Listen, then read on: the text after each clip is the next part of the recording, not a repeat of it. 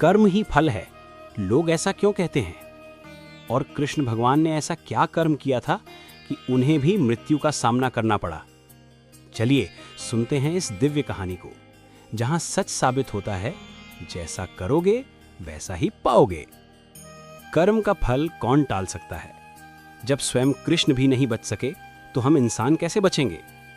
आज सुनिए वो रहस्य जहां कृष्ण कहते हैं, मेरी मृत्यु भी मेरे ही कर्मों का परिणाम है।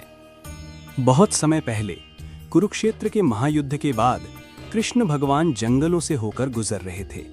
सूर्य अस्त हो रहा था, हवा में हल्की ठंडक थी और चारों तरफ एक अलौकिक शांति छाई थी। उसी समय जंगल के किनारे एक आदिवासी वैद्य शिकार पर निकला हुआ था।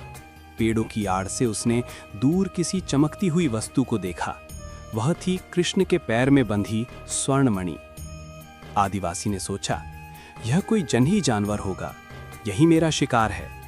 उसने बिना सोचे तीर चढ़ाया, धनुष खींचा और सीधा तीर चलाया।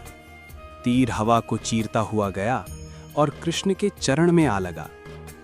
कृष्ण हल्के से मुस्कुराए, जैसे उन्हें सब पता हो। आदिवासी दौड़ता हुआ आया और जैसे ही उसने कृष्ण को देखा, वह डर से कांप गया। हे प्रभु, मुझसे तो बहुत बड़ा पाप हो गया, मुझे क्षमा करें। कृष्ण ने प्रेम से उसके कंधे पर हाथ रखा और बोले, डरो मत, तुझे पाप नहीं लगेगा। आदिवासी हैरान हुआ, प्रभु क्यों? कृष्ण ने शांति से कहा, पिछले जन्म में मैं राम था और तुम बाली थे।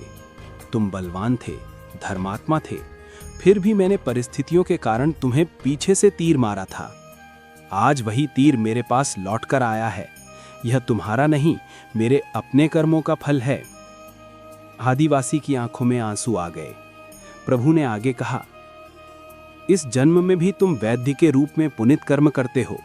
मैं तुम्हें श्राप नहीं, वरदान देता हूं कि तुम्हें मोक्ष की प्राप्ति होगी। जंगल में दिव्य प्रकाश फैल गया। प्रकृति भी जैसे शांत हो गई, मानो स्वयं ब्रह्मांड कह रहा हो कि कर्म कभी व्यर्थ नहीं जाता। कहानी यहीं समाप्त होती है, लेकिन संदेश हमेशा रहता है। जीवन में किए गए हर कर्म का फल एक दिन लौट कर आता है। इसलिए कर्म अच्छे करो, नियत साफ रखो। आज जो देते हो वही कल किसी रूप में वापस मिलता है।